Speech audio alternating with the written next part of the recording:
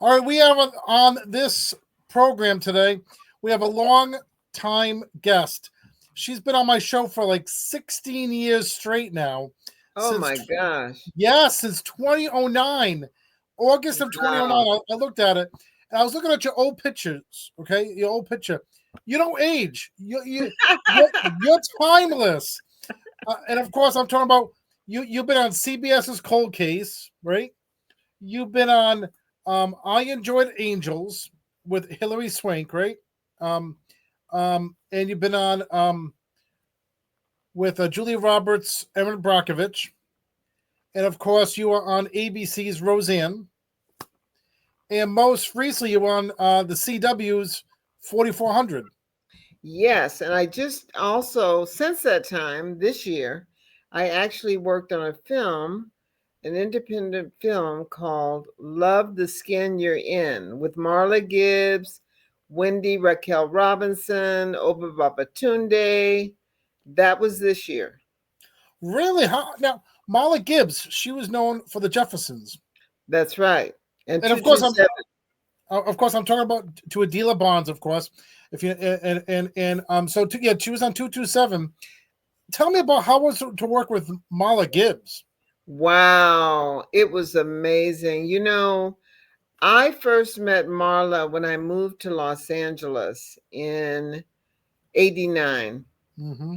And at that time, Whitman Mayo was still alive, and he was the artistic director. So he hired me as one of the teachers. He used to be on that show with Red Fox. Oh, Uh, you know which one I mean? Sanford and Son. yes, Sanford Son. Yep. So he hired me. That was back in 89, and it was her school. So of course I met her. And so Marla and I have known each other over the years. My Los Angeles Women's Theater Festival honored her one year with our Eternity Award. She also came back. She co-hosted a couple of times. She's come to just sit in the audience and see the shows. But we had never worked opposite each other as actors. Never. Really. So are you? What? And when is this film supposed to come out?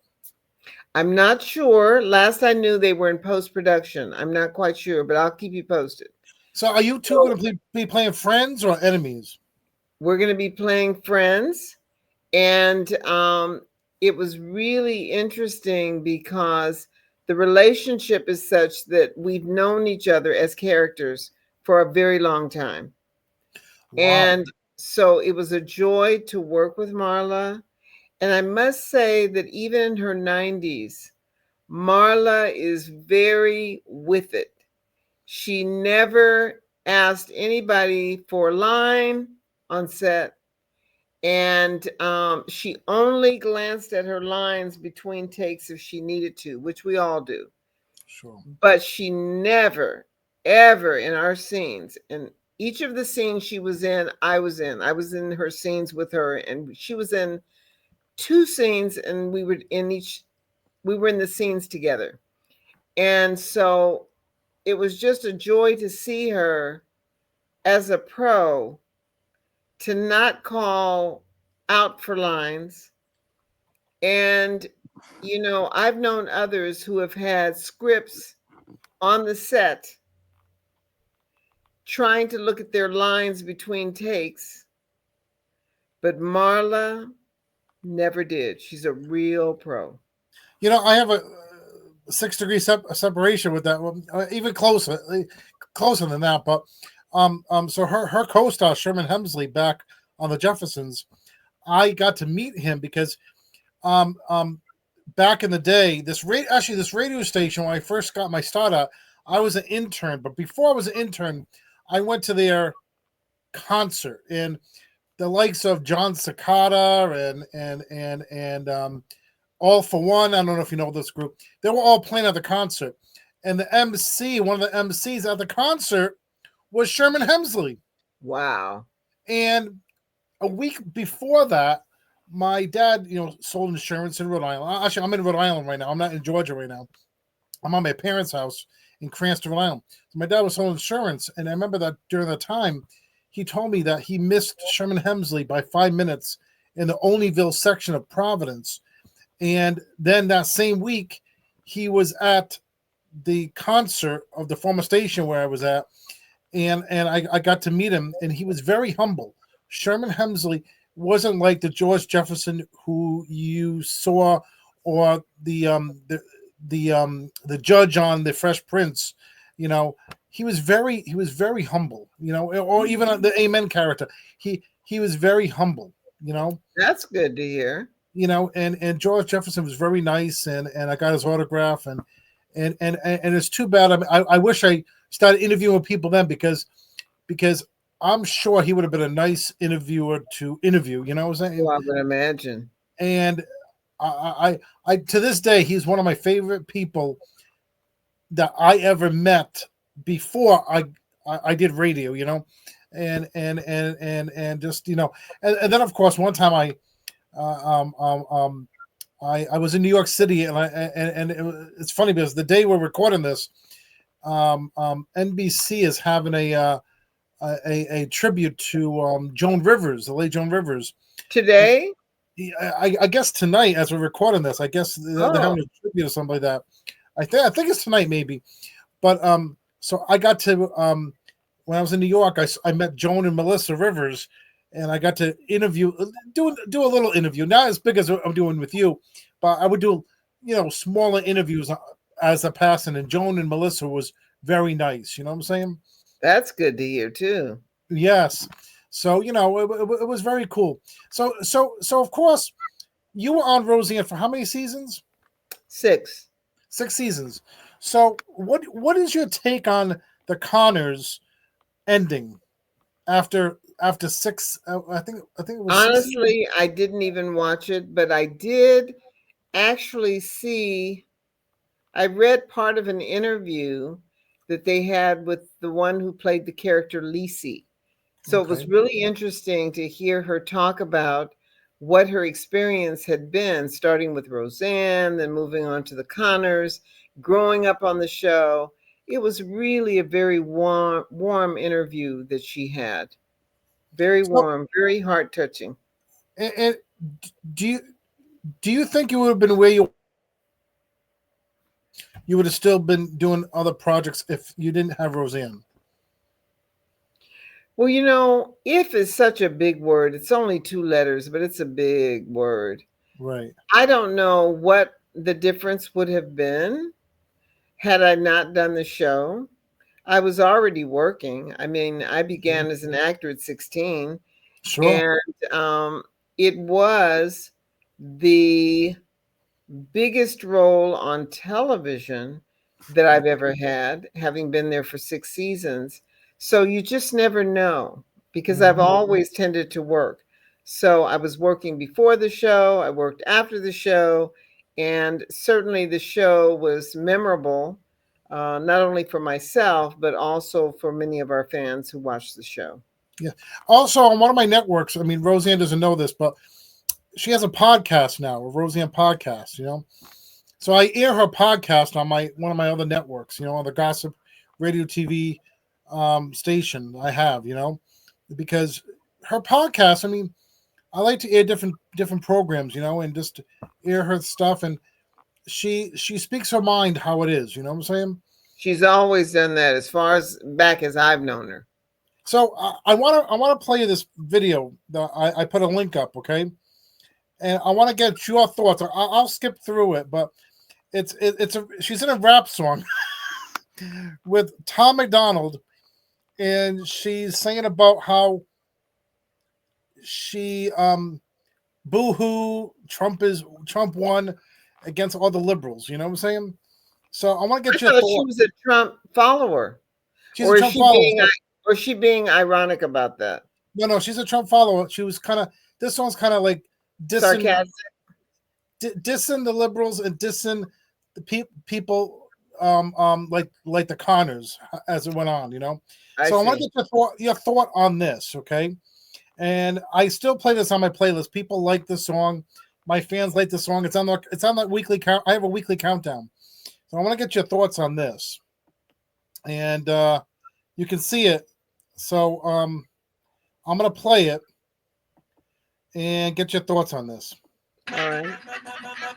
We won, you mad, it's done, too bad, boo-hoo, so sad.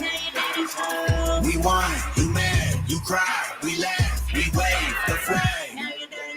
Thank God that we're back, couldn't take another 4 years. That's a wrap, I can take a bath in your tears. That's a fact, you got lipstick all on your beard.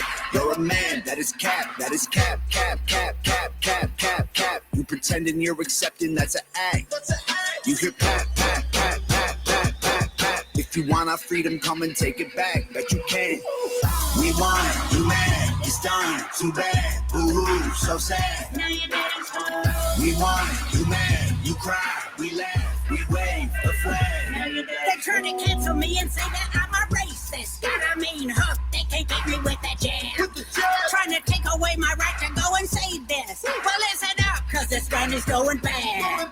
With the facts, facts, facts, facts, facts, facts, facts. Why they trying to turn Becky into Dan? All right, so I'm gonna end there where she says turn Becky into Dan. Wow. So what do you think about that? That's your former boss, right? On Roseanne. Well, I would never call her my boss, but she was certainly a co-star. Co-star, okay. So what do you think about that? I think that it is wild. I can't believe what I just saw. And I have so many other feelings that have to do with what happened at the Capitol and her position that she's taken in supporting our president. It's certainly not an opinion that is of mine. I am not of that same opinion. Okay. And are you glad that you saw this? That you worked with her for 6 seasons, or would you? Well, my relationship with her was extremely different, and what I'm seeing now, like on this video, I don't know who that Roseanne is because that's not the Roseanne I worked with. But on the same contrary, I just want to play you this for a second. Her Roseanne podcast, just a little bit of sample of it, because her Roseanne podcast is very, very. She's more subdued. She interviews different people, okay, and she like I do, you know what I'm saying? And she's not as raunchy in the song, you know what I'm saying? If Roseanne said to you, "Come on the show," would you be on? Would you be on her show? I'd have to think twice about that. Okay, and I just want to just play you. Oh, hold on for a second. Let's do. This is how she starts off the show. Okay. I'm gonna play this after the commercials playing over here, but this is like a This is a sample of her show. Let's see over here. Let me just share this video over here. Okay. And get your thought. All right. This is her podcast. I hear. And all other beings. Greetings, Earthlings, and all other beings. The Nephilim, the Gaborim, the who else are they, Jake? The Anunnaki, reptilians, the Anunnakis. Nephilim. So that's a sample of it. What do you think about her podcast? Are you surprised that she has a podcast? Well, I mean, she's an artist, and I'm sure that she still wants to work. Sure. And so that's one way she's able to continue working. Sure. And so I haven't seen enough of the podcast. I mean, I only saw maybe 30 seconds, so I don't know what that podcast is really about. I've never seen a whole podcast airing. She's interviewed Tucker Carlson too before, actually. You know. Okay.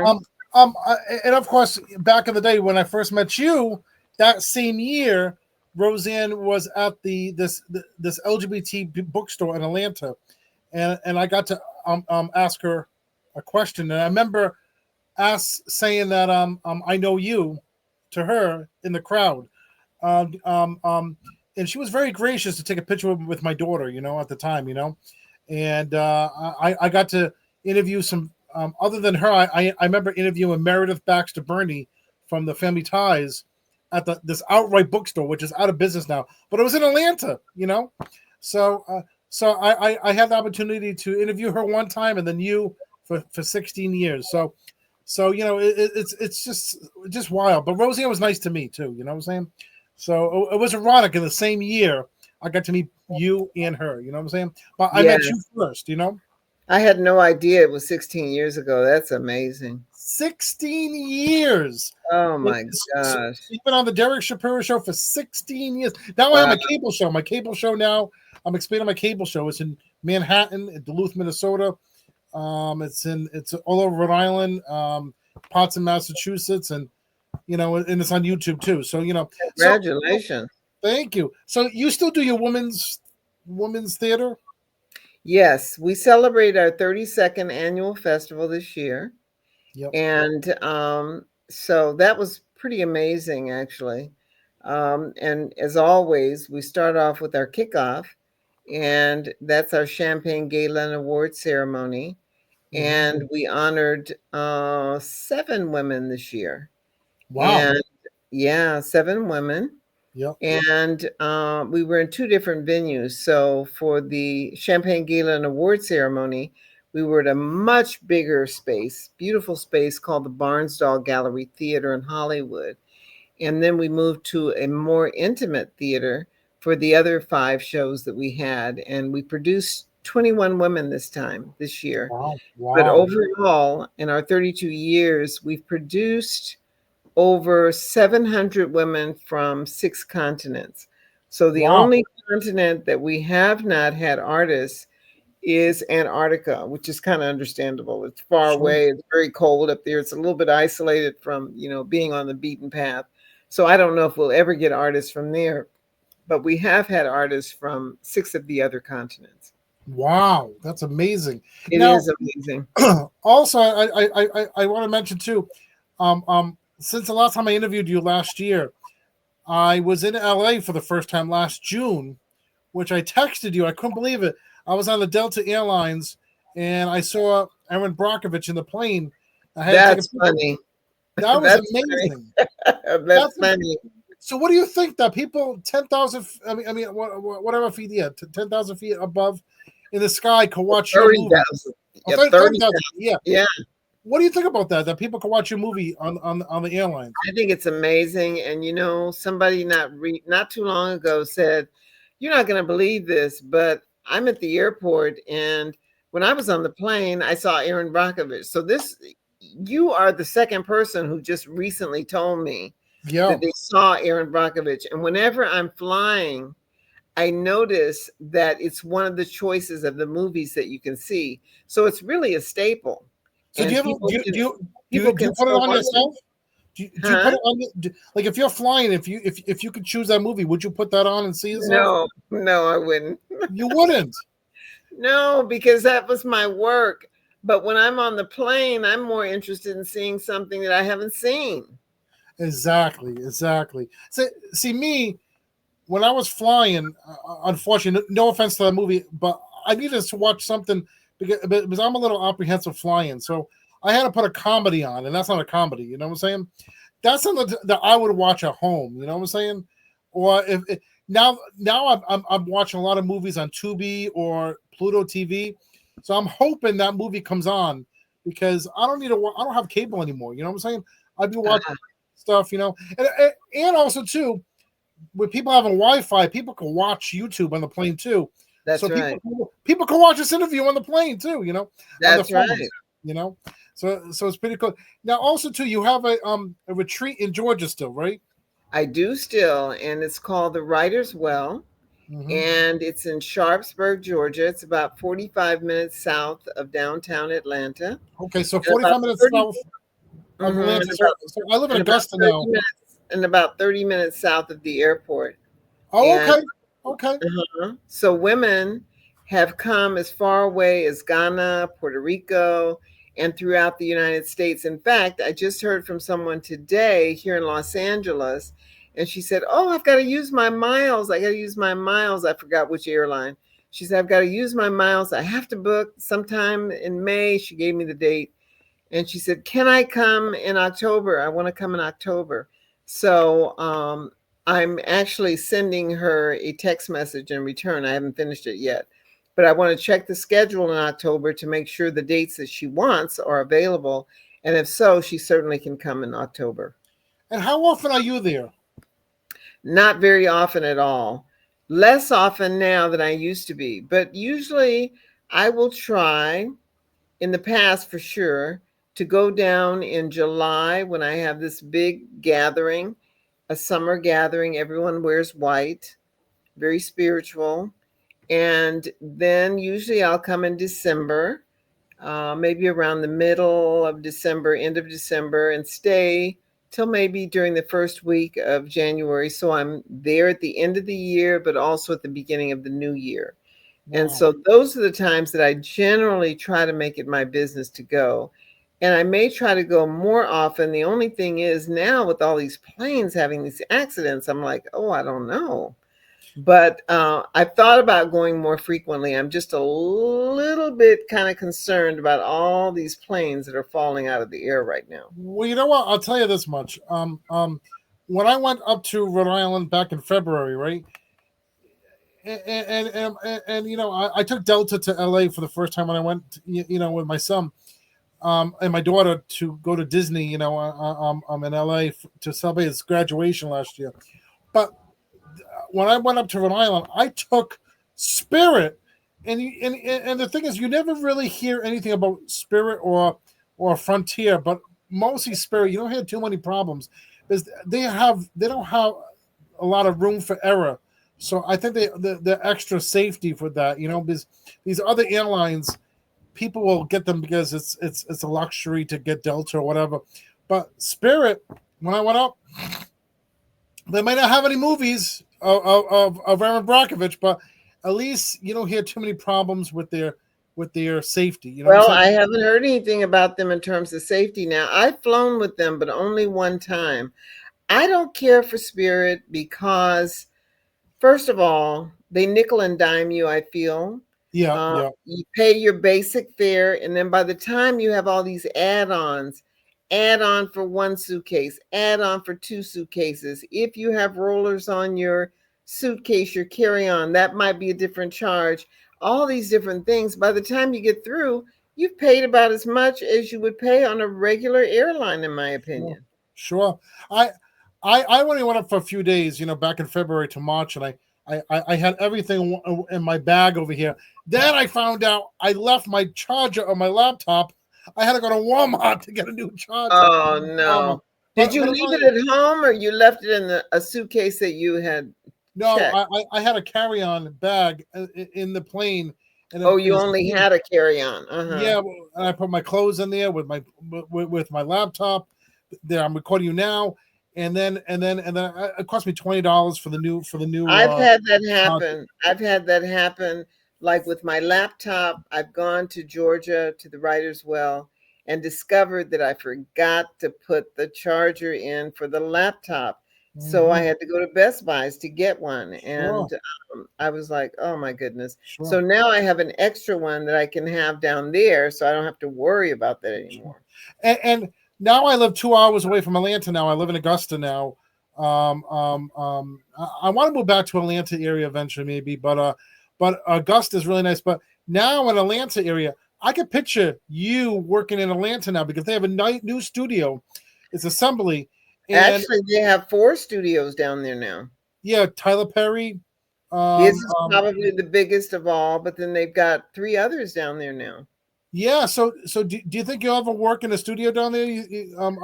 I don't know. I don't know. If someone invites me to come and do work there and it's work I want to do, I certainly would be open to doing it, especially since I have a place down there. Sure. Well, Adilah, any links you want to tell our listeners about? Well, I just want to say, number one, I'll make it known when our movie's coming out. Love the Skin You're In. And also what I want to say on another note, which totally does not have anything to do with the industry, is that I know that we are going through a very trying time in this country. And I believe that all of us, if we use our voices, and we see that happening now, we are able to make changes in the ways that we want to in our country. And that's very exciting and very empowering. And I'm very pleased to be a part of that. Well, you know what's funny? You say that. It feels like we all can have differences. You know, like one of my co-hosts is very conservative. You know, and then just recently on my show, I had this Jessica E. Blinkhorn on my show, who was at a Atlanta rally. No, not rally. The hands-off Trump protest, and he interviewed her with me on my show, and she's a disabled teacher. She's in a wheelchair, and we all could come together on one show.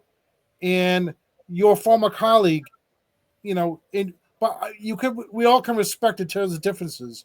I think that's what right. people are going to do. Respect each other's differences, but you could still be friends in some mean, you know. That's right. That's right. Differences, because that's right. In today's world, if we all respect that everybody has their own viewpoint, their own way of seeing the world, and as long as we are not harmful to anyone else, then I think that you know, it's okay.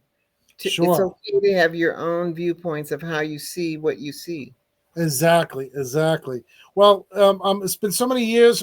Hopefully, we continue this next year and the year after and the year after. 16 years now with Adilah Barnes. I cannot believe it. That is amazing. Amazing. And you're the only guest other than local guests I've had on the show. This religiously year after year for 16 years. I'm blown away. I had no idea. Yes.